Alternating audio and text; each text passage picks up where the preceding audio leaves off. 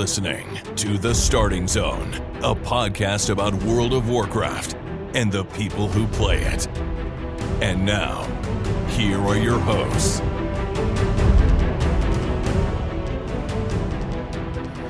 Well, hello and welcome to The Starting Zone, the podcast about World of Warcraft, the people who play it. Today is June 29th, 2025, and my name is Spencer Downey. Thank you so much for listening and subscribing to our podcast. I'm joined today, as always, by my co-host Jason Lucas. Jason, how are you doing on this fine Sunday? I am here. I have not yet evaporated. It is very hot in my neck of the woods this weekend, but I am doing well. I'm managing to stay cool, stay hydrated. It is Midsummer Fire Fest, so it is. I guess that's what happens. Yep. But yeah, I'm doing well. You know, I'm in sort of an interesting, kind of a weird spot with WoW right now because obviously we're very deep in the season. I've had a lot of roster turnover and stuff, and just interest overall in this season is dropping off, right? It's summertime, obviously. People have other stuff to do. This content's been out since early March. So, but I've still been doing a bunch of stuff in WoW, and I've started calling it recreational WoW because it's stuff that doesn't really fit into the weekly checklist of like, oh, I got to do this stuff for my vault, and I got to do that and whatever. I'm doing some of that still, obviously, but you know, there's other stuff to do that is more sort of like a longer tail goal or just more casual kind of stuff. And there's a bunch of that stuff actually coming up this week with some events that are kicking off. And to me, that's kind of more exciting. That's more exciting than the tail end of season 2, right? I kind of met all my goals with end game stuff. And it's like having some other stuff to chase or just some stuff to kind of play at my own pace is actually really appealing right now. So I have a couple of things like that I'm still in the middle of existing stuff, looking forward to getting into new stuff that's coming. I think it's like kind of a nice spot for like a .7 to be in, I guess, right? Like I still haven't even gotten into lore walking, and I want to check that stuff out and get those rewards, but it's like, it'll be there. I can do it when I want to do it. And it's not tied to that kind of weekly grind of, I got to make sure that I check all these off the list. Yeah, with midnight announcements coming up at Gamescom, because we know that's going to be happening. We'll talk about that a little bit later in the show.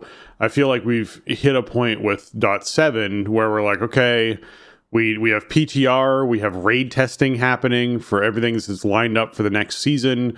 There's going to be announcements about the next expansion in a little while.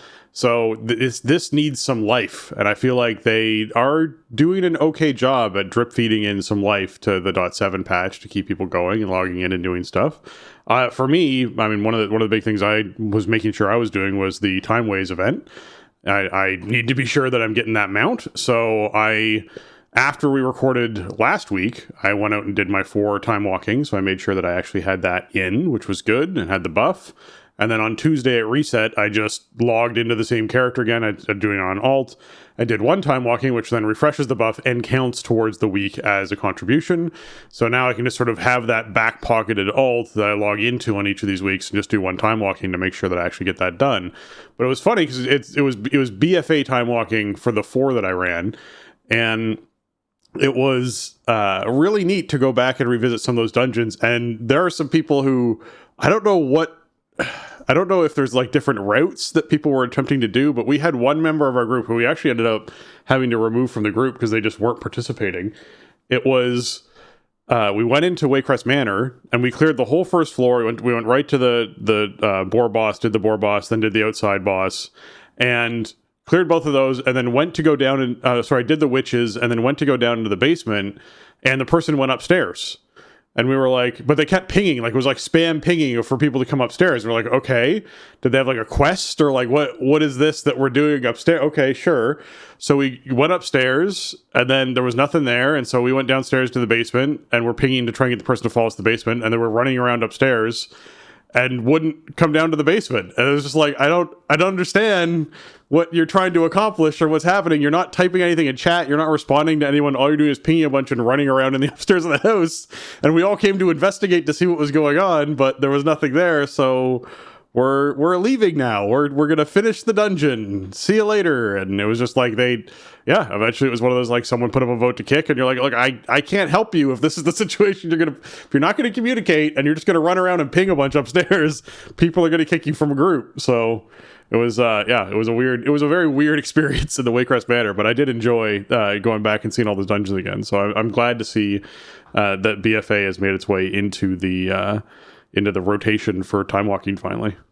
Yeah, I think BFA had some of the coolest dungeons. BFA, it was pretty maligned at the time, but I think overall it was a good expansion. Yes, it landed kind of rough, but I enjoyed it, and I enjoyed a lot of the dungeons, especially the ones that they picked for the time walking pool. But yeah, maybe they were just scared to go into the basement. It is scary. It is. Maybe that was it. Maybe like literally it was a fear of basements. They just didn't want to. Just too scared to go down there. Yeah, it's possible. Because once all the other bosses are dead, there's nothing upstairs. I did some time walking this week on the main. I'm just doing it on the main, which seems maybe kind of weird, but I need 1 billion badges for all the new stuff they put in the last year.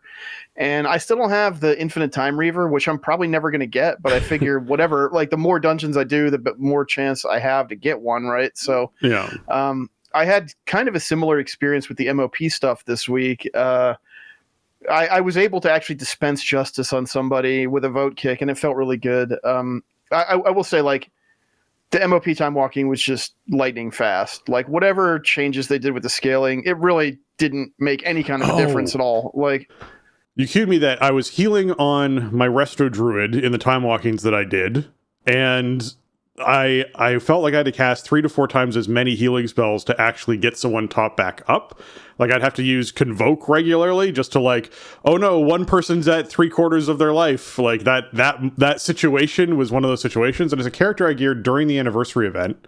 And so they're like 350 something eye level doing at like level 70 something, right? Because back when we were doing that anniversary event, I was talking a lot about how there's no like progression position to sort of get yourself geared and get gear on your character. So I'm having stuff drop from the time walking dungeons that's 200 item levels higher than the stuff that I'm wearing on my character and equipping that. And I have a full set of like 580 something sitting in his bag from the anniversary event waiting for him to hit level 80, which will be this week for sure. Cause I think he leveled, I think the 4 time walkings I ran, or the 5 time walkings I ran, I think I gained 6 levels out of those, or 4 levels. It was 4 levels out of those 5 time walkings.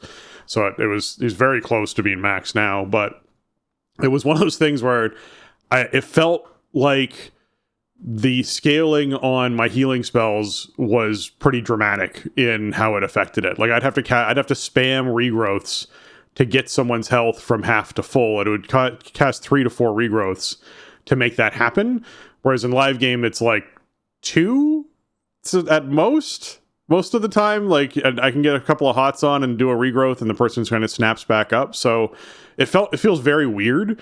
And at level 77, 78, 79, I have like my full talent trees. I have the important part of my hero talents. Like there's not like a huge missing piece to that puzzle. It's just item level, I think, or the scaling that's happening in there that they're doing with it. So it felt weird to heal those because it just felt like I had to work harder than I should have to work to be able to keep people alive.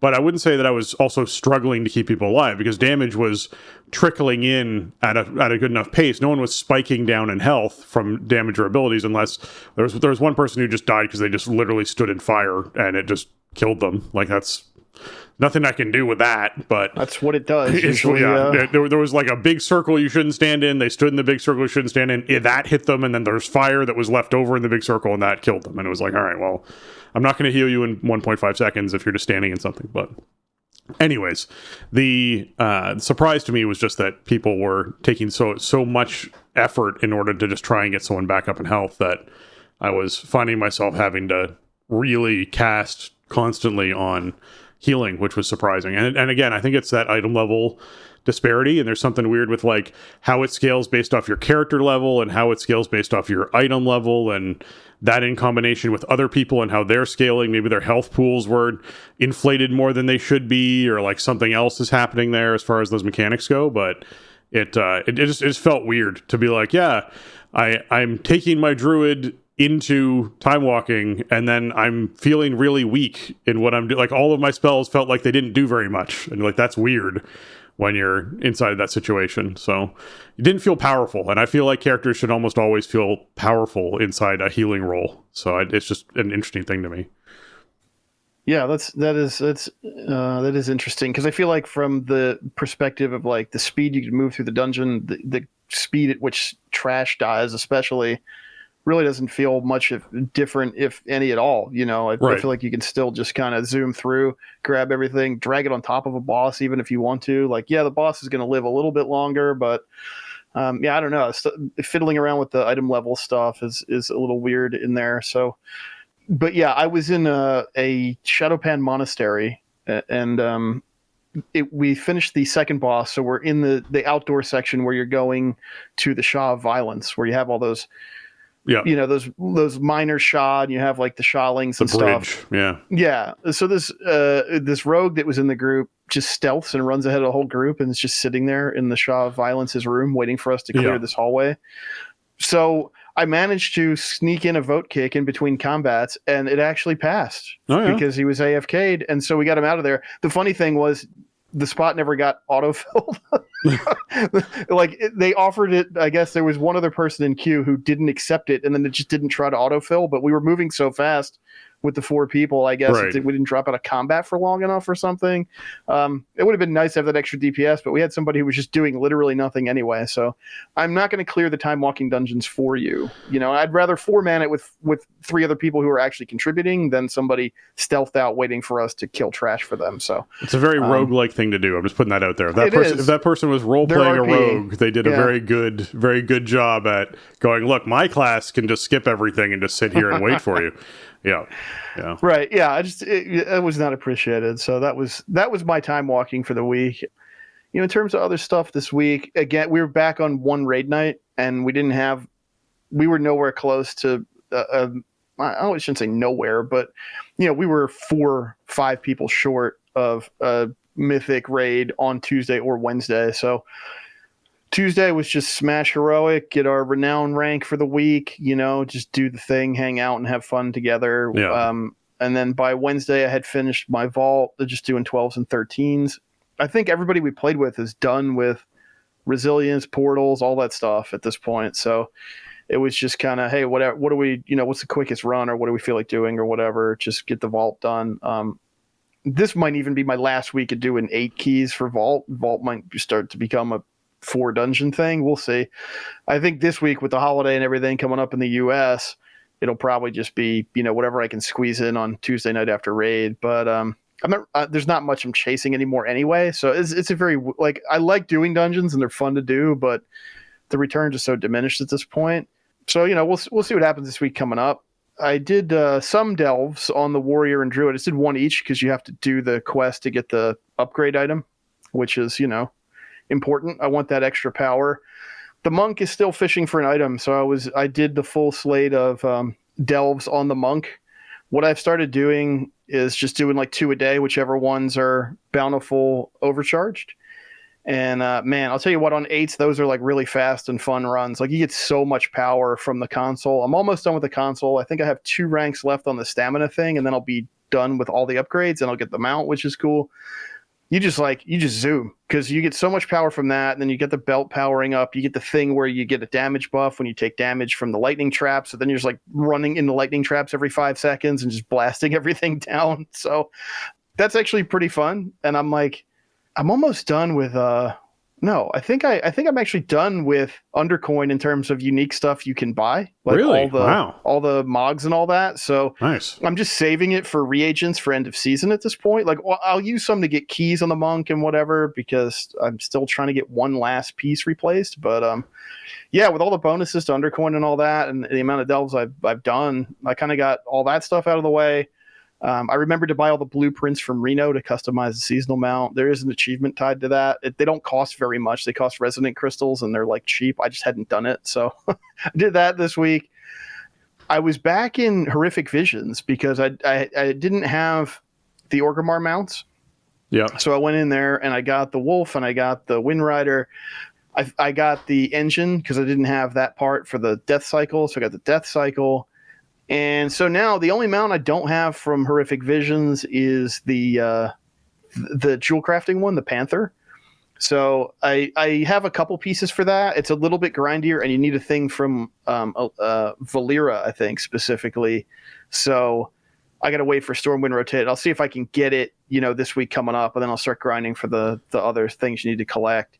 Yeah, that was the mount that inspired my friends to poke me and be like, hey, you got to come do Horrific Visions with us on your Jewel Crafter so that you can learn the recipe so that we can get mounts. And I was like, oh, all right, well, how do we do this? So then, so that was the inspiration. I was very happy that they chose to, because it ended up meaning that I got all of the mounts from Horrific Visions. So I have all that done, which is great. But it was one of those things where, like, we had to go in, run a bunch of Horrific Visions. It's a little bit more grindy to get all of the things that you want to get. And there is something off Valyria, and there's a bunch of stuff out of there you have to get for it. And then if you are not a Jewel Crafter, you have to put in a work order for it. And then someone who actually is a Jewel Crafter who's gotten the recipe out of Ogrimmar, I believe, is able to then craft it for you through that work order. So it's neat. It's a neat mount. I really like it. It's very cool. And so I'm glad I got it. It's the last one on my list. I think in order to start the process, you need to get the drop from Big Keech, who is the engineering guy in Orgrimmar. That's it. Yeah. There's like an orb that he drops, and if you don't have that in your inventory, then I don't think the other pieces drop, which is why I didn't have any progress on this, I guess. I had killed him before, but never got the orb to drop or got rid of it or something. I don't know. I'm not exactly sure what happened Often they go into your reagent bank or war bank. I think it's war bank. Reagent, yeah. So. Oh yeah, it might be I might have more than one, but So I don't have the grindy bits yet. There's like 20 crystals you need to collect from end of run chests, and I'm wondering if I need to get the drop from Valyria first. So we'll see what happens this week. It's funny now because like I was just in there this past week just spending as much time as possible, right? Because I have to turn over like all these different nooks and crannies to get the different things. Much different vibe to how Horrific Visions were when they were like content, where it was a speed run and you had to get the most out of every single time you went in there. Right. I'm just kind of hanging out looking for secrets, which is it was actually pretty fun to do. Staying on top of Dastardly Duos. This was a big week because you got the last couple rewards that are cool, like the turtle mount was available starting this week, and the staff transmog. So I think everything you can actually get is now in the game. There might be one other modifier for the toy or something, but you can get in there and do that if you haven't done it. Dastardly Duos is kind of whatever as a feature. I don't really particularly love it. The funny thing this week was there's an achievement that unlocks the ability to purchase the staff mog, and in order to get the achievement, you need to kill 8 unique bosses inside Dastardly Duos. They add 2 new bosses a week, so this week was the first week you could do it, and one of the bosses they added was Foe Reaper 5000 from Dead Mines. Right. I did this twice, and I didn't get credit, even though I defeated Foe Reaper, and I'm not sure if it's because my AI companions like landed the killing blow or something, but that would be really lame. I did it a third time days later, and I did get credit for it. So I'm done like everything I care about with the mode. I might still keep up with the weeklies just because, but really like the turtle mount I think was the coolest reward anyway. I ended up finishing my 3rd Goblin Cartel to Exalted this week, so I just have 1 left. The Darkview Solutions grind is absurd, so I won't be doing that, but might as well finish up the ones that you could do just with doing quests and whatnot. So just hacking away at that, trying to get that done before the next big patch comes through, and also just doing a bunch of Firefest stuff, doing a Hoon every day, doing the dailies in Stormwind and to kill the different lieutenants and everything. As of today, I did buy all 3 new items. I got to 850 exactly after killing a Hoon today. So I got the 3 new items, which is really awesome. And I do want to point out, last week I was like, they removed the Portal of Silithus or something. Like, you have to be in the modern phase in order for the Portal in Borealis to show up, which I don't really remember that working that way in previous years, but I mean, it comes around once a year. I do it for, a week and a half. So my memory may not be the greatest, but I messed around with it this week, and it's like, okay, if I go to Silithus and I talk to the Bronze Dragon and I'm in the modern phase, then I can port back and forth. So what I have to do is leave it in the modern phase, then I can port out there. I can go talk to the Bronze Dragon, activate the past, do the quest, then change it back before I move on to the next zone.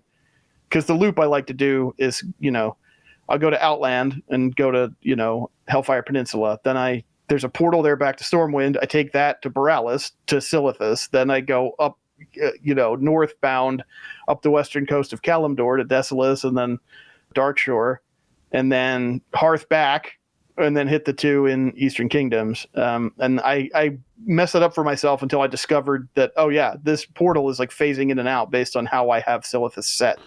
So if you're still working on that, keep that in mind if you want a fast loop from Stormwind anyway. But yeah, so I don't know. I think there's a couple items that I have, but they're still on the vendor. So I might do like another day or two just to test how some of these cosmetic items work. But the other thing to buy from there once you have all this stuff is the heirloom upgrades, which cost like 600 blossoms a piece, and they upgrade.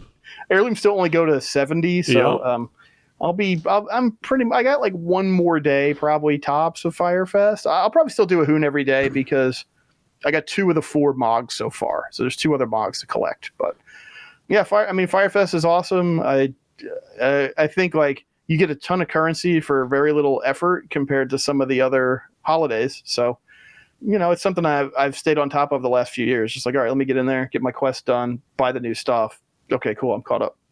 Yeah, no, it's certainly one of the events that has a lot of rewards for folks to get in there and grab, and we'll chat about that and what's going on this week. For me, the last little bit of stuff top of show here before we hop into what's going on this week is my raid stuff last week. We did clear the raid again on Mythic, which was nice. First night was first boss plus last 3. And then we came back on Monday and got the rest of it. Definitely sort of a relearning curve on some of the bosses. It's one of those things where, obviously I had disconnect issues because I had power issues the week before. So this was really my first time going back through as a reclear. And I would say the boss that caught me the most off guard was Sprocket, as far as like, I didn't do it on my Druid. I did it on my Evoker when we were there. And I wasn't healing, I was DPSing. And so it was like different role, different class, boss that I haven't seen in a long time. Probably could have done a little bit better job prepping on it.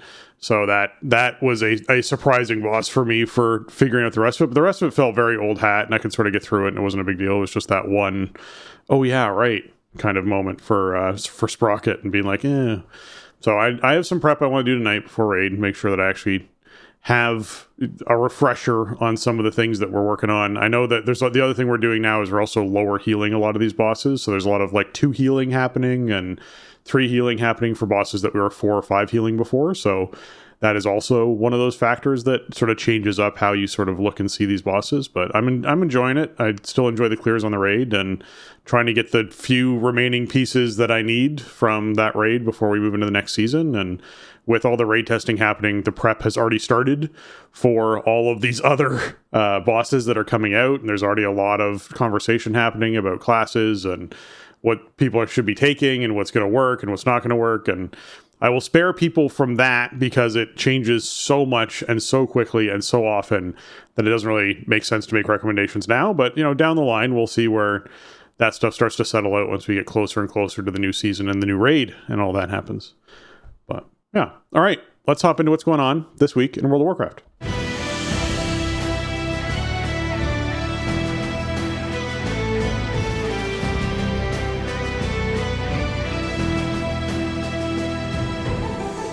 All right, this week is the Arena Skirmish bonus event going on, meaning that the Sign of the Skirmisher buff is up, increasing honor gains from Arena Skirmishes and wins by 50%. And actually, it's just Arena Skirmishes by 50%. So even if you lose, I think you're still getting a bonus to that for those skirmishes. You got to win 10 of them to get yourself some conquest and honor. The turbulent timeways continue. This week is going to be Burning Crusade time walking, meaning the Sign of the Twisting Nether buff is up, increasing Burning Crusade reputation gains from combat and quest by 50%. And there are time walking versions of Blood Furnace, Botanica, Magister's Terrace, Mana Tombs, Shattered Halls, and Underbog. So if you are someone who wants to get yourself some 610 eye level gear, which is what drops out of there, or buy some 587 off the vendor, or get you some mounts or transmog or pets or that kind of stuff off the vendor, you can get in there and run your time walking for the week. You complete 5 of these, you get yourself a cache of heroic Liberation of Undermined gear. And as well, because it is Burning Crusade time walking, there is also the Black Temple raid that you can go back and do, where groups of 10 to 30 players can get 636 eye level drops, which are upgradable. They're on the upgrade track.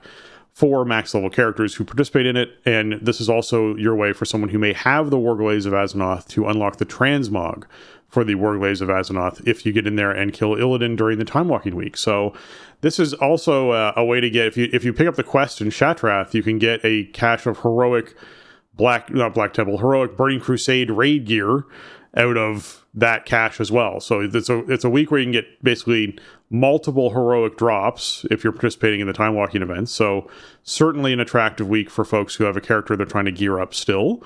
And if you run 4 of these, because of Turbulent Timeways, you will then get the Timeways buff, and that buff will count towards having 5 of those buffs to be able to actually get the mount at the end of all of this thing. And I think this is now like beyond, we're past it now, right, Jason? There's not 5 weeks left. I don't think so. If you didn't start it by this week, I'm not sure if you can finish it. Yeah. I don't have the calendar in front of me for how much longer Timeways runs, so I'm not sure. But yeah, you have to check it out. Hopefully you started it. If not, if that's what you care about, then give it a look and make sure. I guess one thing I noticed, and it's probably been this way, I just don't really look. The Timeways mounts from previous events are on the vendor. They cost like 5,000 badges or something, but it's not like this will be gone forever if you don't do it this way. This is the last week. If you participate this week and the following 4 weeks after this week, you will be able to get your mount. It is not too late. Do Burning Crusade Time Walking, then do Warlords of Draenor. If you didn't start, yeah. Then do Legion, then do Classic, then do BFA the last time, and then you'll have your 5. So this is your week. If you have not done 4, do 4 of these on a character. If that's a character you don't play often, that's actually better for you because it means you just have to do 1 every week after this week to be able to get this Pirate Dragon Mount reward. So yeah, sorry, I know I interrupted, but I wanted to get that critical information in there of yes, this is the last week that you can... you'll need to be able to start on this because you need to do 5 weeks. Not in a row, just 5 weeks in general. If you did the first week and you didn't do the second week, you can still just do 4 other weeks and you're good. But if you have not started yet, start this week and be able to get that done. So it's major. Really good week for some easy heroic caches, right? Yeah. Because if the killing raid bosses does count towards it counts towards the weekly time walking event. You can either kill 5 Black Temple bosses or do 5 dungeons. So, and a lot of times people will have just like open IDs at Illidan too. Because I think the quest, like the raid quest, is just to kill Illidan. So you can probably check out Group Finder and find groups that are just running people through that way too. That's 2 guaranteed heroic pieces of loot. You don't get to pick what they are, but if you have no heroic gear, then there might be some nice upgrades, and it's pretty easy stuff to do. So really good week for that. Keep it in mind. And yeah, if you want to get the Pirate Dragon, make sure that you are in process with stacking your weekly buff up at this point. Yeah. The BC dungeons, like these are pretty good runs. I mean, I haven't done them with the new tuning and everything, but again, in terms of like the overall time spent, I don't think it's changed it that dramatically. And most of these are pretty fast. So it should be, if that's what you want to do, you're looking to gear up like a character or something, or you're just trying to get through for the meta reward around the event. Like this week would be good. I do enjoy revisiting these dungeons when BC comes back around. There are some of these I enjoy revisiting when it comes. Botanica, I could just do without. I just don't like Botanica as a dungeon. Yeah, one's not great. It's the weakest of the 3 that were out there, which is the unfortunate thing for that. The Blood Furnace is the other one that kind of, it's okay. It's not, I don't hate it. It's fine. I like Blood Furnace. Yeah. I think that's a good one. Yeah. Blood Furnace is all right. Mana Tombs, I think is a good dungeon. Shattered Hall is a great dungeon. Underbog is a pretty good dungeon. Like it's not terrible at all. It's a good representation of that zone when we were doing it. And then Magister's Terrace is just a classic. Like you need to see Magister's Terrace at some point in your life. It's one good. of the best ever, really. Yeah. I mean, and 2.4, just one of the best patches ever, and that's where Magister's Terrace came in. And it's a pretty nice pool. I agree that Botanic is probably the worst in the set. Just rotate Mechanar in. I agree. Mechanar never had its day. Everyone would love Mechanar. Yeah. It is so fast. It's a so 3-bosser. It's fast. It's got some cool theming, cool enemies to fight. It does have that like gauntlet hallway before last boss, which those things can be kind of annoying, but whatever. Yeah, like just give Mechanart stay in the sun and swap it for Botanica and then leave the rest of the pool alone. Yeah, pretty much. All right. As far as other things for this week, you want to be sure you're doing your Undermine weeklies. So at least go in there and choose a faction for you to be supporting if you're going to be doing one of those, world quests or things down there this week. Of course, there's also the Urge to Surge many jobs, handle it, and reduce, reuse, resell that you can pick up as quests to complete for the week out of Undermine. This week is the Delves Weekly from Brand. So if you're someone who's a little bit behind on your weekly stuff, you can do some Delves with Brand this week and get yourself some of the other quest stuff done and some overcharged Delve benefits that are sort of like overlapping with Delves Week. So be sure you're participating in that and taking care of that. Deep 6 is our PvP Brawl. That is the 6v6 Warsong Gulch, Silver Shard Mines, and Temple of Kot Magoo. I really enjoy Deep 6 with Temple of Kot Magoo because I like that particular battleground in general, and when you can kind of get a more tight team together, it can feel a little bit less like it spirals out of control, which I enjoy a lot. Warsong Gulch, also kind of fun to do in a smaller group. Silver Shard Mines is good. It's just you end up having to break off into so many small groups. It just doesn't.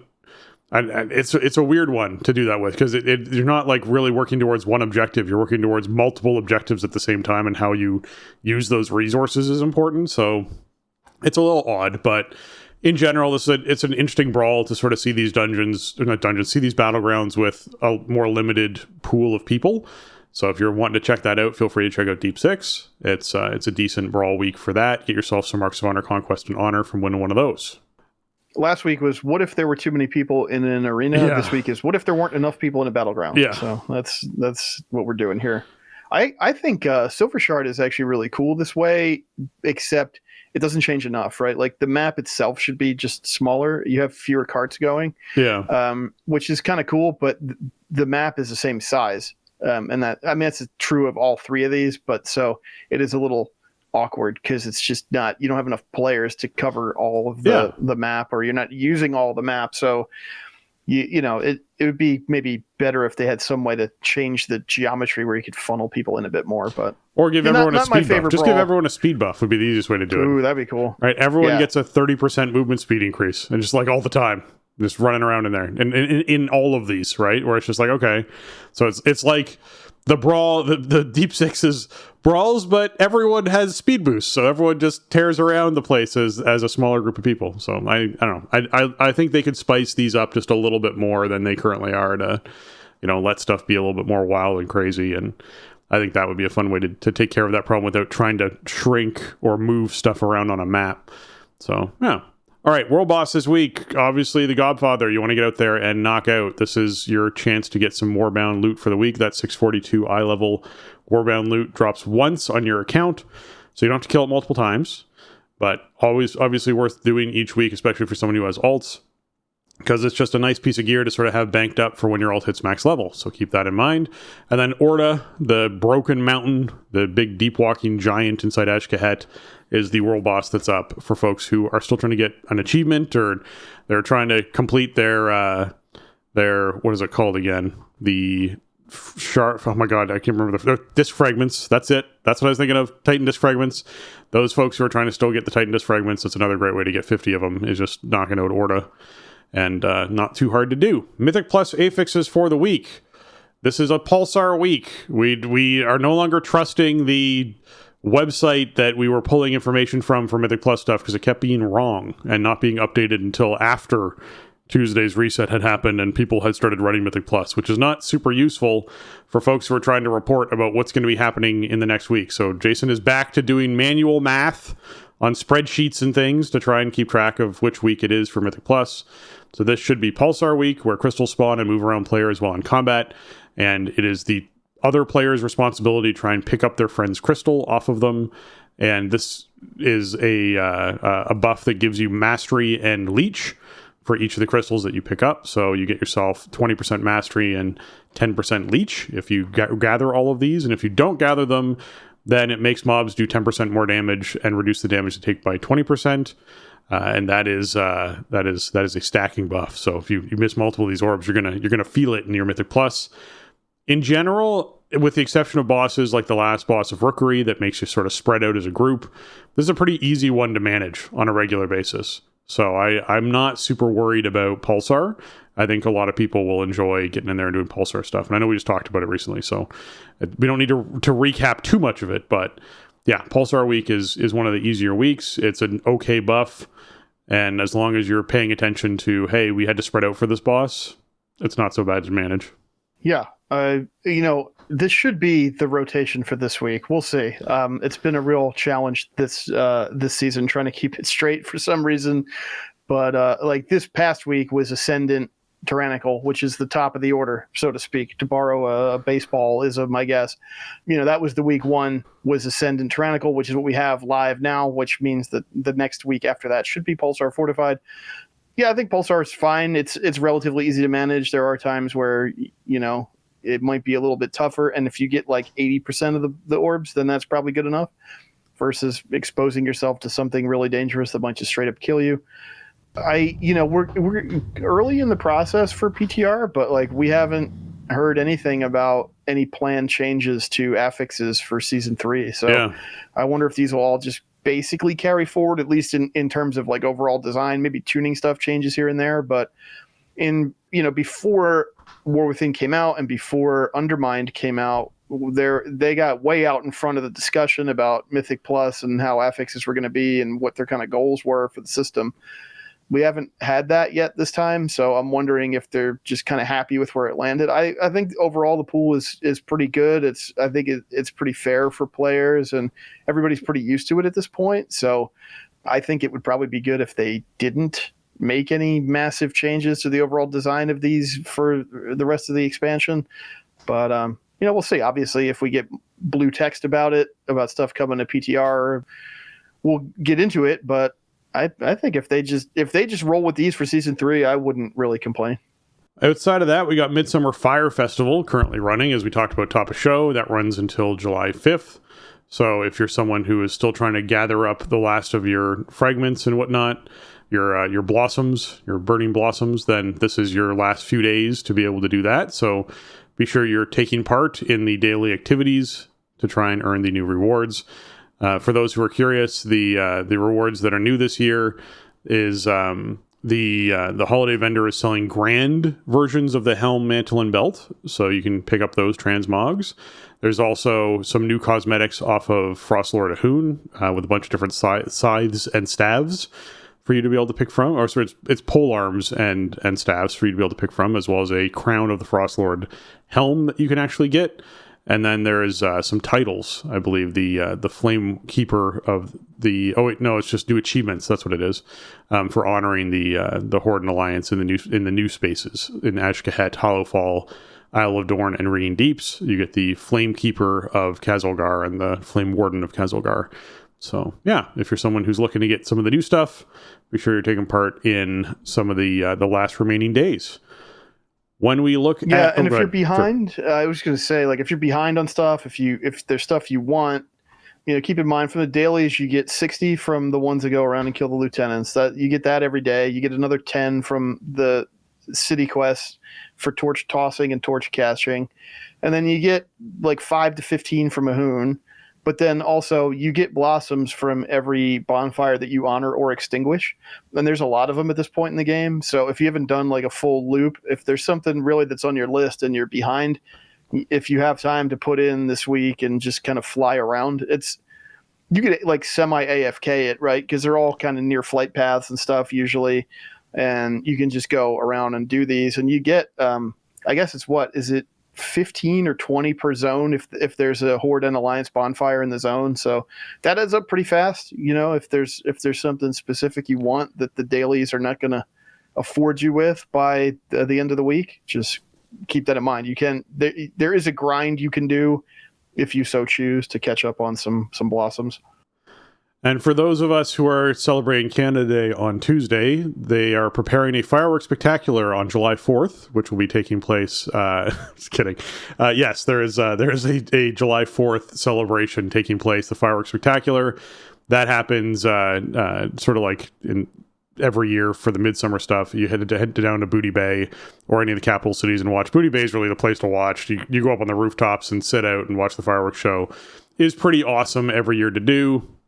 So be sure you are getting in for the fireworks spectacular on the 4th. On the 1st, on Canada Day itself, the Greedy Emissary and the Collector's Bounty will kick off. That's going to be happening on the 1st, so be sure you are watching for that. We'll talk a little bit more about Greedy Emissary stuff in a second here, but just be aware that that's starting on the 1st. It's going to run for the whole month of July, so that'll be something to check out. And along with that being the top of the month, we also have a Dark Moon Fair that's going to be happening before we record next, because it's going to be kicking off on July 6th and running to the 12th. So there's got a busy week ahead. Firefest wrapping up, Greedy Emissary kicking off on the 1st, Fireworks Spectacular on the 4th, Dark Moon Fair on the 6th. So busy week for different events taking place there. Dark Moon Fair, obviously a place for you to get those skill ups for your, the extra knowledge points for your, and skill ups, I guess, for professions. And if you're someone who's already maxed out your profession stuff, it will start contributing towards earlier expansions. So if you're someone who did not max out stuff in earlier expansions, you will get skill points towards those. It always is viable, which I love. So if you're someone who just regularly does it, you might be like, oh, I'm getting Cataclysm cooking. This is excellent. All right, Cataclysm cooking is getting some skill ups. Cool. I mean, there might be a secret hunters thing that takes place where you need to have Cataclysm cooking, and now you have some. So who knows? It's always a fun thing to do and get that knocked out. And for those completionists out there, easy to do it. Plus, obviously, the reputation experience gains, the Dark Moon Fair tickets towards getting your dirigible, the races you can participate in for achievements, the Dance sort of revolution stuff you can do for achievements as well, and all sorts of things you can do there. So head on down to the Dark Moon Fair and ride that Griffin. All right, when it comes to the actual Greedy Emissary stuff, I want to be sure we covered this in here right after that, because it's a bit of a blog post. We got like the official blog post for Greedy Emissary and what's happening with Greedy Emissary for folks who are interested in this. So they're bringing back the Greedy Emissary event, and this is going to be happening at 8 a.m. Pacific time on the 1st. So this is after reset, basically, for those folks that are in NA. And this is going to be in Stormwind, Orgrimmar, Dornogal, and Undermine for you to participate, which I actually really like, because it's easy to get from to Stormwind or to Orgrimmar or to Dornogal or to Undermine. Those are all like key locations that have teleports to get to, which I really enjoy. So if you get to Dornogal, you can always take the teleporter down to Undermine. And if you're in Dornogal, you can get to Stormwind or Orgrimmar. So I like this. The currency is Hellstone Shards, and you're going to be earning them during the Greedy Emissary event. And during the event, you'll also encounter these deviously greedy treasure goblins in Stormwind, Orgrimmar, Dornogal, and Undermine for rewards, including the Inarius' Charger mount that's going to be coming in. The Collector's Bounty buff is going to be going out as well, so that alongside this, foes in legacy dungeons and raids find themselves overloaded with extra treasure. You can defeat them and collect their bountiful rewards for you and your warband. And this is also kicking off, obviously, at that reset. And so this is the higher drop chance and higher amount of drops that come in from those legacy things. So for folks that are actually wanting to get mounts that they have been farming for a long time, this is like your best chance to get it. So like, keep in mind, if you've been on the hunt for these rewards, the following drop rates have been increased by 10 times, and in one case, 25 times, to increase your chance for transmog drops in this legacy content. So they say that all pre-Dragonflight legacy mounts from legacy dungeons and raids increased. The Eye of Sulphurus increased. Golden Hearthstone card from Nighthold increased. The Bindings of the Windseeker from Molten Core increased. Warglaze of Azeroth increased. And that's happening during Time Walking Week for Warglaze of Azeroth. I'm saying, if you farm Black Temple this week and you get them, you can go and do Time Walking Black Temple and have the transmog all in the same week. How wild would that be? Thoradol, the Star's Fury, Sunwell Plateau also increased, and they also made it so that some exclusions apply for this, so that all Time Walking content is excluded for pets and toys and that kind of stuff. So you can't just chain run Time Walking and expect to get higher drop chances on those things. You have to run the legacy content to do that, so just keep that in mind.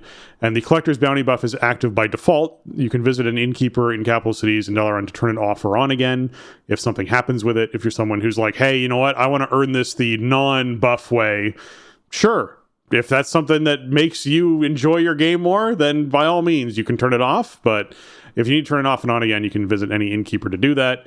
In general, though, for those mount and pet farmers and toy farmers and transmog farmers that are out there, this is your moment. You'll have this for a month. You can spend a month farming this stuff and have a substantially increased chance to get this stuff. So keep that in mind. So yeah, that's that should be really good for mog farming, hopefully for mounts as well. And yeah, some of these key items, legendary starters and stuff like that. That's pretty cool.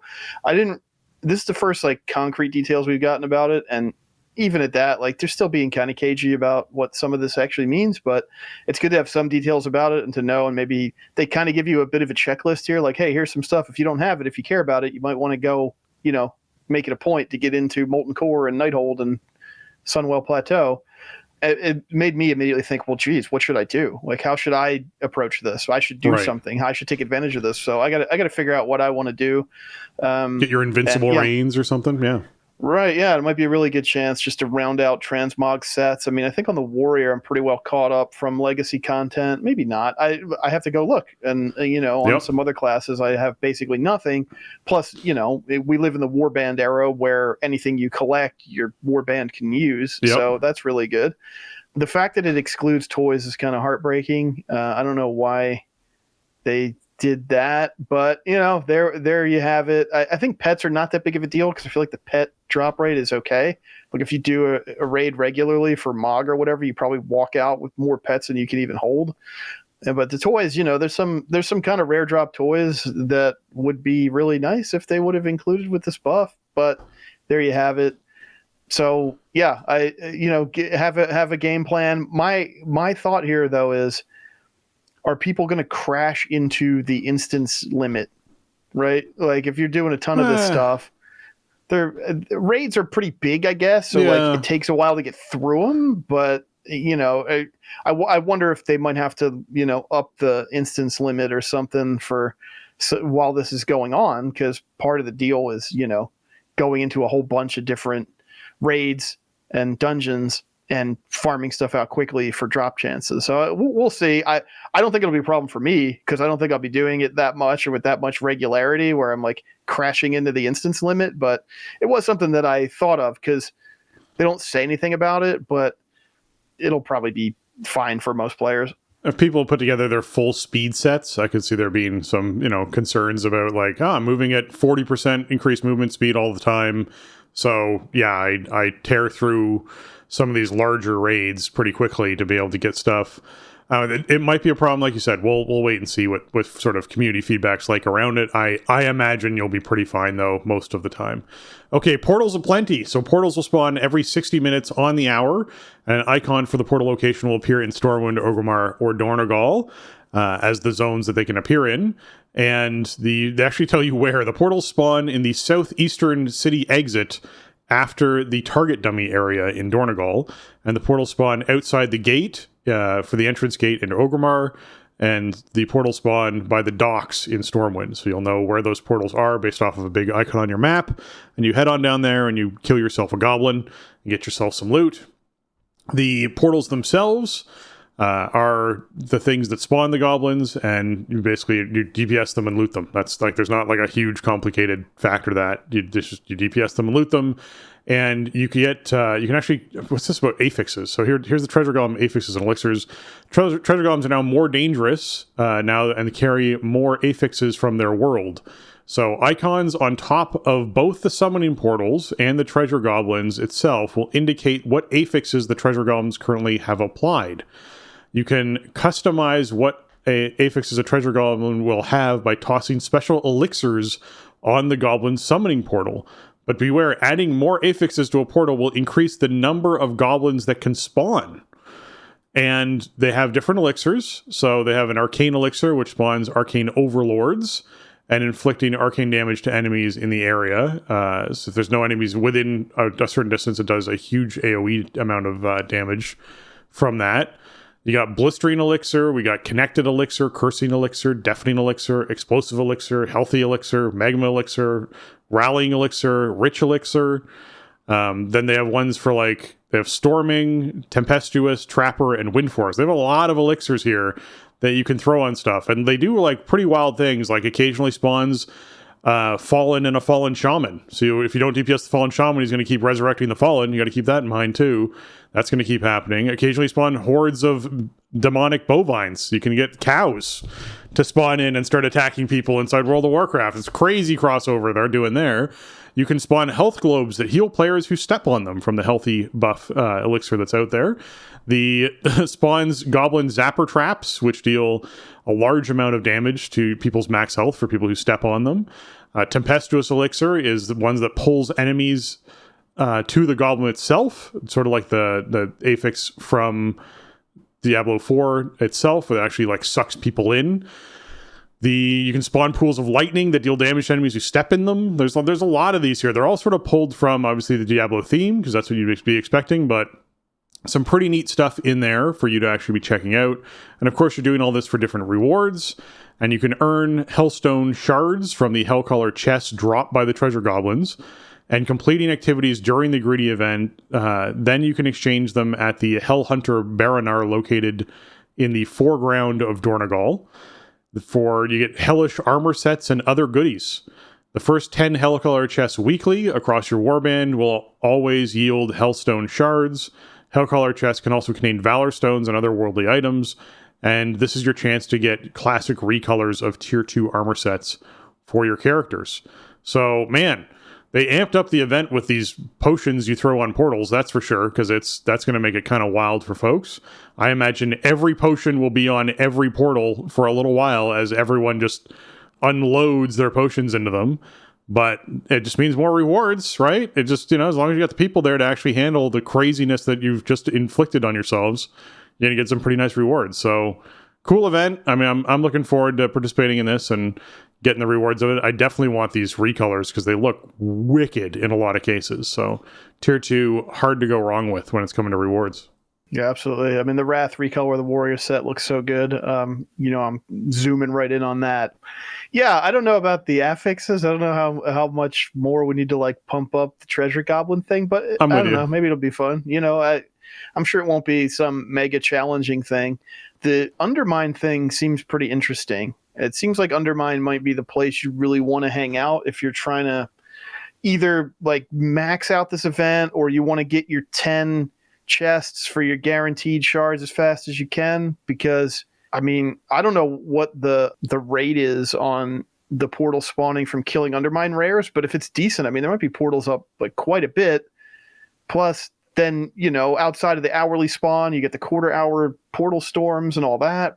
Plus, they're going to be in the raid. Like, I mean, obviously interest in the raid is waning. I don't know that, this is really going to influence people like, I got to get in there and do the raid. But yeah, I might have missed mentioning. I want to be sure that this was mentioned just so it's clear. Yes, killing Undermine rares has a chance to trigger portal spawns for treasure goblins, which is what Jason's excited about. Which seems there. Really cool. I mean, like cool. We'll see what the spawn rate is like. It might be a low chance, but like imagine you're just in Undermine doing your thing, and there's a treasure goblin popping up every like 3 or 4 minutes. Like that would be awesome. And it's the same thing in the raid. When you defeat certain bosses, there's a chance to trigger a portal spawn with a treasure goblin popping out. So when you're going through raid after Tuesday, you might just have some treasure goblins you have to defeat right away, which might throw some people off. Hopefully there's no bosses where, there's one person left alive and then the treasure goblin spawns and kills the one person left alive. That would be really unfortunate. So, Dude, what if they spawn off of killing ads on boss fights? Oh, man. You're about to kill Muggsy, but then a treasure goblin spawned off the, whatever they're called, the rock elemental things, and then everything just blew up right at the end of the fight. I would have to actually respect that. That would be pretty funny, but yeah, like incorporating in the raid seems really fun, especially at this point in a raid this old at this point by modern WoW standards. Something to spice it up and just give people like a little extra bonus for showing up to do a raid seems really cool. Yeah, no, I love the idea of incorporating more into that. It does just keep things more spiced up, and this is what we're talking about with the .7 patch and sort of trickle feeding in these sorts of neat things to keep it interesting and going on while they have all the new stuff that's in the works. And speaking of the new stuff, Ghost of Koresh development notes. There's some user interface and accessibility updates going in that then spawned a feedback thread. Go figure. So spell density features have been revamped in Ghost of Koresh to increase visual clarity of combat and encounters by reducing spells' visual effects that do not communicate important combat information to the player, in addition to reducing visuals based on frame rate to improve performance. The reduced settings should meet most players' needs for improving visibility of encounter mechanics and performance, and essentially will provide the strongest performance based on the reduction for players who need it. So in other words, you can turn down how much other players' spell effects show up on your screen. That is what they're putting in. They're going to put in a feature. Right now we have emphasized spell effects, which makes your spells more prominent than other people's spells. They're going to allow you to now turn down other people's spells even more. This is one for, let's say, a fight like Sprocket, where the boss itself has like 4 overlapping spell effects that happen at any given point. You will then be able to turn off, all of the mage's orbs of frost and all of the, novas and flash of light sort of blinding stuff that's happening and whatnot. Like all that, you can tone all that down so that you're not seeing all those visuals. You can focus more on the boss visuals. I'm going to read through the feedback thread before we commentate on that, I think. So, feedback-wise, this week's Ghost of Koresh PTR includes changes and improvements to the spell density graphic settings. The spell density system is designed with a focus on improving players' visibility of important information in combat so that players can better see and respond to combat mechanics. The new system provides designers and artists with improved controls over which visual spells get displayed and how, so that there can be a reduction of visuals that do not convey useful information to the player about the state of combat. How it works. Spell density systems can only alter spell visuals initiated by players in your party or raid, and can either skip a visual entirely or cause it to be rendered in a less visible way. So more transparent, smaller, or in just entirely different visual that's going to be taking place. There are situations in which spell density systems will never alter visuals, so you and your pet's spells and visuals will always be displayed at full intensity, regardless of spell density settings. The NPC spells and abilities will always be displayed at full intensity. Enemy player spells and abilities will always be displayed at full intensity. This is subject to change in future iterations of spell density. We recognize PvP combat has different criteria for which visuals are important for combat making decision making. So it looks like they're tweaking some stuff still with enemy player situation, but for now it's full density that you're expecting. In this week's new PTR build, there are 3 new spell density options: everything, reduced, and essential. Everything, as the name states, causes all visuals to be rendered in full intensity. Reduced and essential activate different levels of spell density system. Reduced is tuned for what we consider to be ideal for dungeon and raid content. Essential is for players who need the most reduction possible while still retaining WoW's iconic combat look and feel. We plan to continually update and iterate on this system throughout the Ghosts of Koresh PTR and for the foreseeable future. Your feedback is highly valuable. Please test this new system in your content of choice and leave feedback. Please note the type of content you were in, which setting of spell density things were set to, and any specific spells or visuals that are relevant. Thank you very much. So this is, in my opinion, absolutely critically needed in a lot of ways. I love the idea of honestly running essential for a lot of boss fights where there's going to be a lot of spell visuals happening and it's really just about not standing in something and moving out of something. If turning it to essential means that you see all of the boss mechanics you need to see, you're not seeing a lot of like flying fireballs and frostbolts and here's the biggest one for a lot of people: dragons flying overhead and bombarding things. The amount of people who get nervous or worried or are thrown off by like having either the wyverns from a hunter or having a dragons from evokers fly in and do things is actually a lot. There's a lot of people who are like, I totally thought there was an ability happening, or I need to dodge something, or someone was out of place, or mirror images going down from mages and then thinking the mage is standing in something that they shouldn't be standing in when it's not, it's just their images. All those things happen very frequently. And so turning that down so that all those distractions are away, for me, would be a very nice sort of way to play the game, as long as it still feels, like a fun game to play. Reduced seems like it's like, all right, we understand you want to turn stuff down, but we want this still to feel like World of Warcraft, so you should see when a mage is throwing a fireball or where something else is happening, right? You should still have that look and feel of playing World of Warcraft. So that's why they introduced Reduced.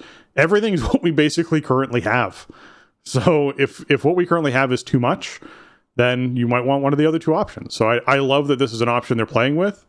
I'm very happy about that, and I think it's good that the devs have become more and more aware that legibility is really important for players when they're designing these systems and these raid mechanics, and that this past raid suffered a lot from legibility, even though they were enhancing a lot of these spell effects themselves to make circles easier to see and whatnot.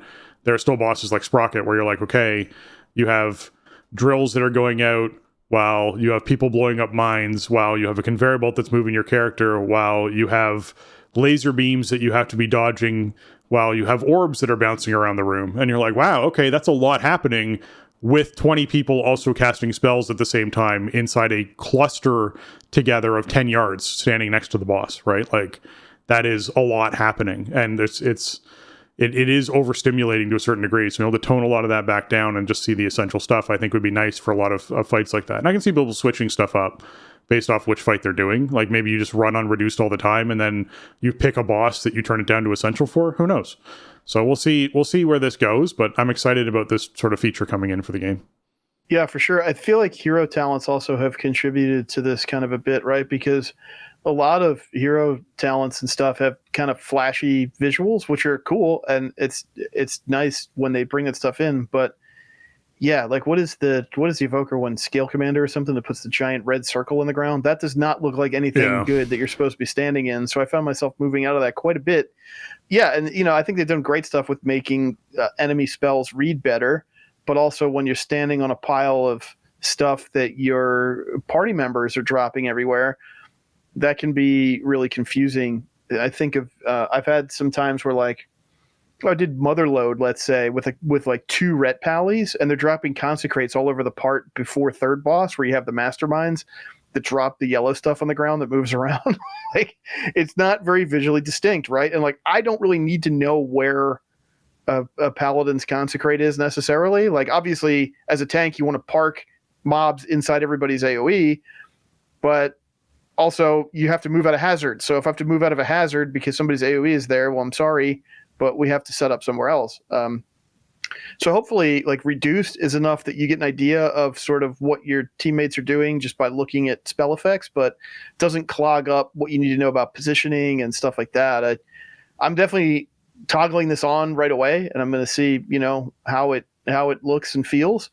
Essential seems like it's more for like performance concerns specifically, just to help out people who are on lower end systems or something. I feel like that might not be enough information for me at a certain point, but I don't know. I guess I would try it. I think it's really cool that they're doing something like this. And I mean, the game's graphics have improved significantly over the years. It goes without saying. And also they want to make stuff look cool and flashy and bombastic, but it's cool if it's your thing. But if it's somebody else in your party's thing, even if it looks cool, it might be stepping on some other visual information that you need more desperately than, oh, hey, so-and-so just did like a cool thing. So, yeah, this is all part of just the ongoing UI overhaul and more customization and everything. The game kind of desperately, I think, needed for a really long time. It took them way too long to start down this road, but they have been ticking a lot of stuff off the list over the last, I would say, about 3 years or so since Dragonflight pre-patch, I think, is where they really started making this a priority. And, we've seen consistent updates in this area in terms of, user interface, accessibility, performance, stuff like that. So I didn't think that we'd be getting something like this with this patch when we saw it come through in this build, but I'm looking forward to it. I definitely want to run with Reduced and see if I can just get a better read for like what is good, bad, important near my character so that I can kind of set up in combat. I definitely have had issues with that even in this patch, just because of friendly spell effects. They're very loud. So looking forward to being able to customize it. Completely agree. All right, July trading post is going to be kicking off here in just a couple of days. So there is a new chunk of rewards to earn, and there's actually a bit of a twist on how to earn them this time. This month, they've extended the bar with 3 new Forsaken-themed rewards for you to actually earn. So at 600 points, you'll earn the Forsaken's Grotesque Cauldron. At 1,000 points, you're getting the Forsaken's Grotesque Ensemble. And at 1,400 points, you'll get the Forsaken's Grotesque Charger. So they are breaking up how some of these rewards work, where you can consider them 3 monthly rewards if you want to. And you earn these rewards as you go, as far as earning points go. So there's some extra motivation to get in there and actually get up to that 1,400 to get the full collection of Forsaken stuff that they're going to be putting out. But the rewards themselves are pretty cool. They have the unarmored Death Tusk Fellbore kicking in here, which is the reward that you can actually end up earning for a mount if you choose to spend some tender on that. It looks like it's coming in at 325 for that.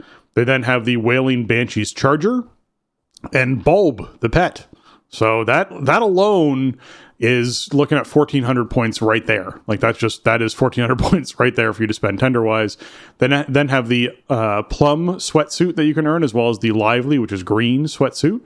If you're someone who wants to look like you are just having a laundry day, kind of relax around the house day in World of Warcraft, which, hey, housing-wise, maybe there's a housing transmog happening here. Maybe that's what we're sort of looking at for what people are going to be wearing.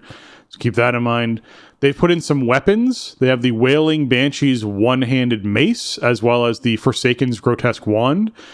What's interesting to me about this wand is it looks like, as opposed to casting a little like fireball or a little frostbolt when you swing the wand, there's a skull in front of the cast at this point. I'm wondering if this thing shoots green skulls at things, because that's pretty cool as a transmog if you could do that.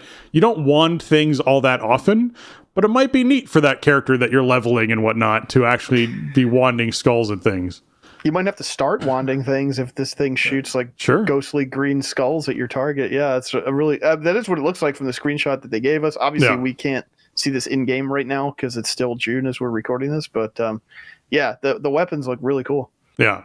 The Wailing Banshee's maces are essentially that like typical Banshee face that's been cracked and broken on maces. They're very neat looking, so certainly also worthwhile.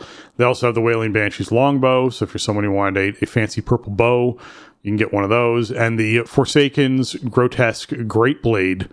So if you're someone who just wants a really big green glowing sword to smack things with, they have that for you. The cauldron that you earn early on, the 600-point cauldron, is actually one you wear on your back.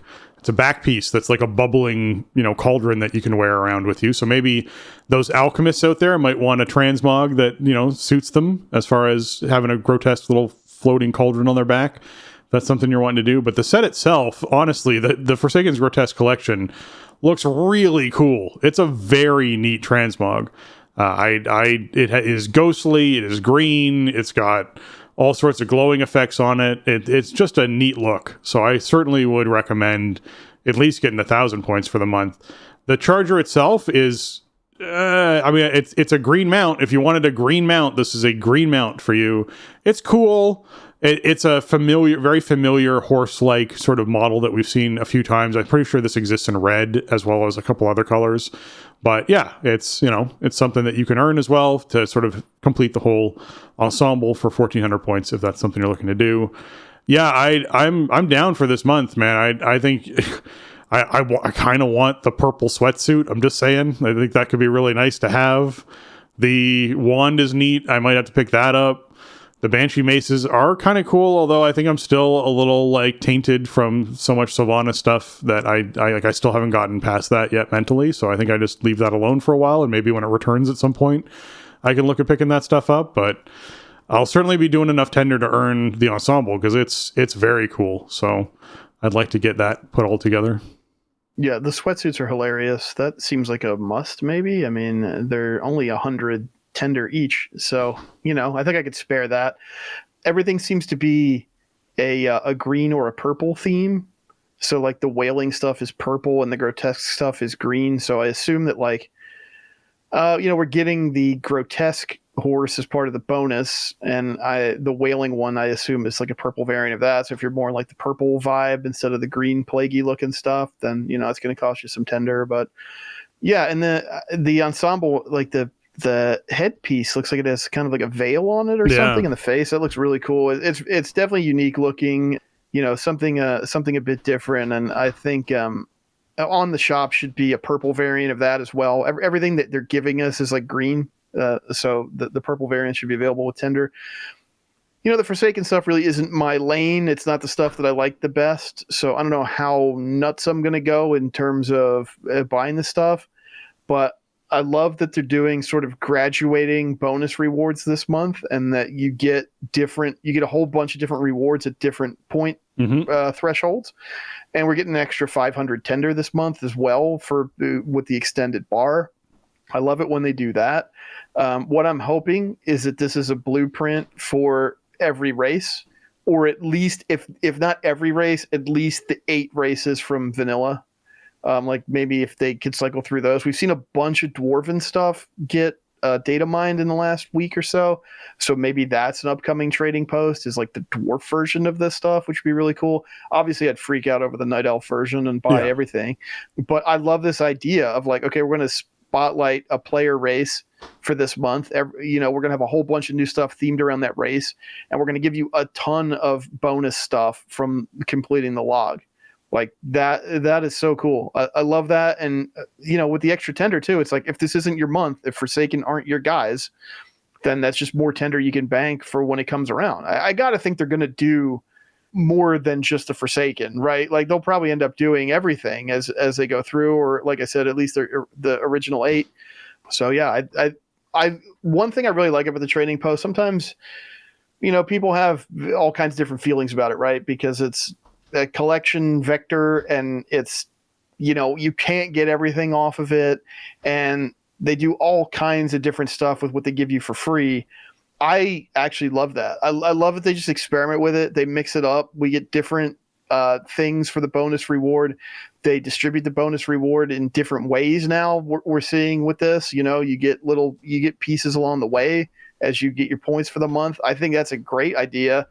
So I'm looking forward to the month rolling over and grabbing all this stuff, and I'll get some sweatpants and I'll bank some tender probably, and hopefully we'll get a night elf version on the trading post before too much longer. But I just love that it's this way that they can experiment with distributing rewards in different ways and just give you a little bit of extra bang for your buck with your subscription. So I think this is a really good one, even if you're not a big Forsaken player. Yeah. All right. Gamescom 2025. This is August 20th to 24th in Cologne, Germany. So if anyone happens to be around that area or able to travel to it, and you can get tickets to go into Gamescom, then you will be able to witness the World Soul Saga Midnight release, sort of not release, but announcement that they're choosing to do at this. And maybe they'll give us a release date. Who knows? I'm sure we'll at least figure out, at least a closer idea as to when this is coming out based off this. My guess is we get a release date at this event. So it's certainly something I'll at least be watching on streaming. That's something they're wanting to do. They're going to have some development team over there. Apparently there's a few additional surprises in store. I don't know if additional surprises in store means in the store or things that you might not be expecting that they're going to announce. So it could mean both. Who knows? There might be a play on words there that they're doing, where there's purchasables that are going to be happening, or maybe it's a hey, we're gonna give you a couple more surprises you weren't expecting at this announcement. So yeah, I'm looking forward to it. It's August 20th. We got a couple months, so there's a little bit of time before that kicks off. And obviously we will be most likely hopping into season 3 around the same time as this announcement happened. So this lines up with there not being a season 4. This lines up with, hey, we're going to help you into season 3, and the moment season 3 comes out, we're announcing the launch date for, the new expansion, and so you'll know you'll have an idea when pre-patch is going to be landing. So this is your duration of season 3, and then into pre-patch, and then into the new expansion. That's my assumption of what this pacing sort of looks like based on what they're talking about. But I guess we'll get some confirmations between August 20th and 24th when they actually get in there and do their announcements for all this. Yeah, I wish we had a concrete like schedule, but maybe they don't know it yet. Like we don't know exactly when the announcement's going to take place.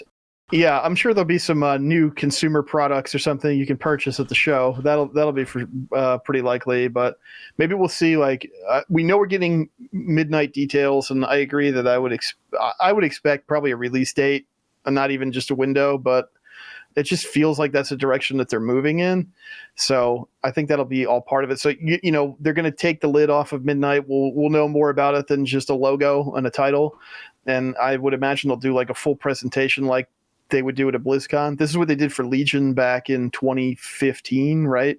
And of course, we thought that meant Legion was going to be out pretty soon. We were in the throes of, you know, the Warlords doldrums, and we were desperate for new stuff. And Legion looked so cool, and Tom Chilton kind of gave us a wink and a nod that it was going to be out soon, and then it was a whole year from Gamescom 2015 to Legion release. But hey, that was a long time ago. That was 10 years ago somehow. Geez, those wounds are still kind of fresh for me. You might be able to tell. But yeah, it's going to be a huge news event. I wouldn't be shocked if they also squeezed in some 11.2.5 news around this. If you'll indulge me for a moment, I was just doing a little math and looking at some calendar dates. And I went back to 11.0.7, and it was actually 10 weeks from .7 to 11.1. And I'm thinking, like, obviously you had the holiday in there with the end of the year and everything like that. But I also am wondering if they gave just the season an extra 2 weeks to breathe, and then they pushed the .1 patch. If they follow a similar schedule here, this would mean that 11.2 would be out the week after Gamescom concludes.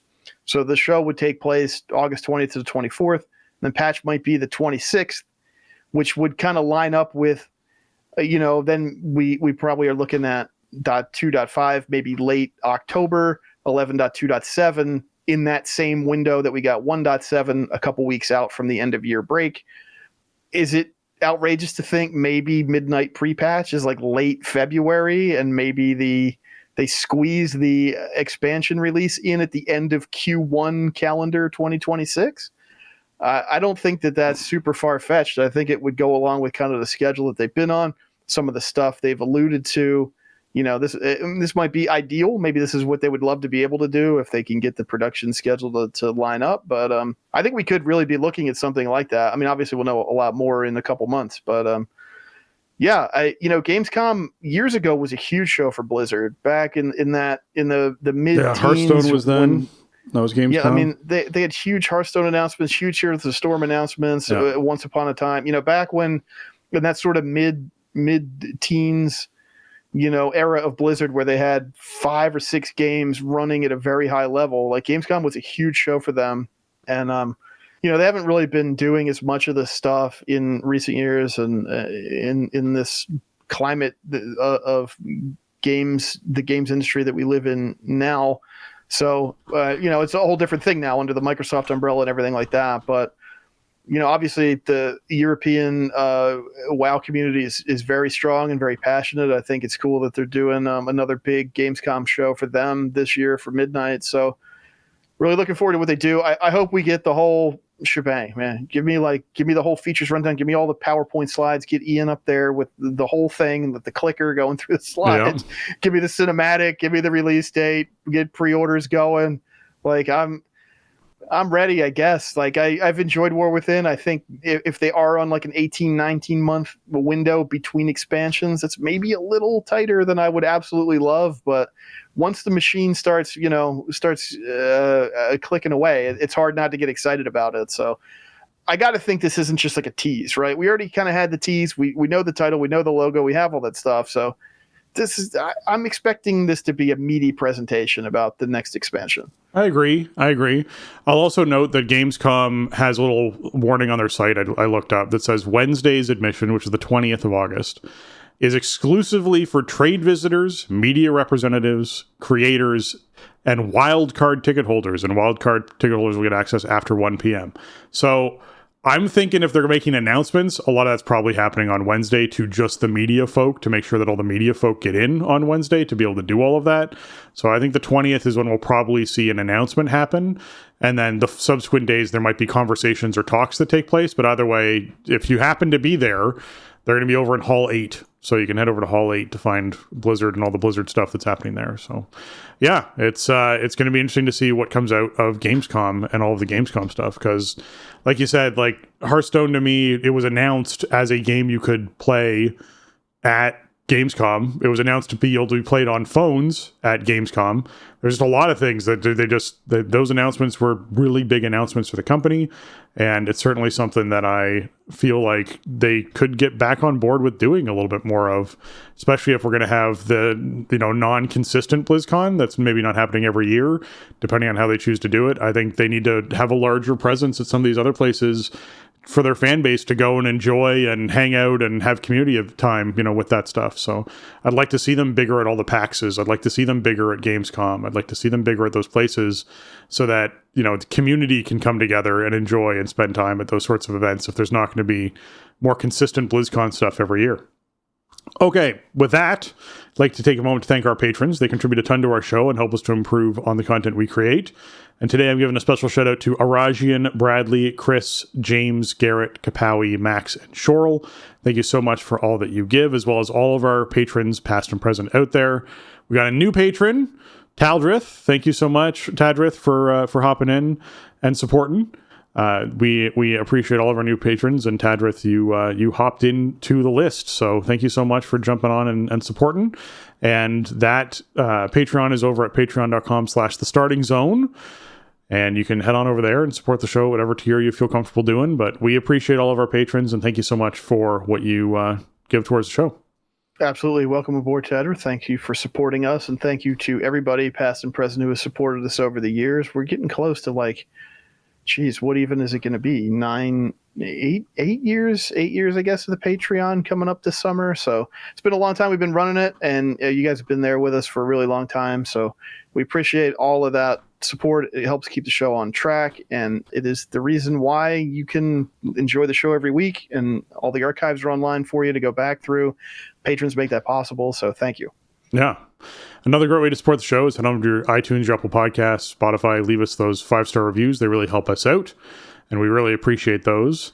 And if you've stuck around, if you didn't turn off the podcast when I started thanking patrons, which I don't know if people do or not, I'm just saying if you didn't, there's a giveaway happening. The Shaw-infused Epic Pack is something that's happening for those classic players that are out there, but there's some really pretty live game stuff in there.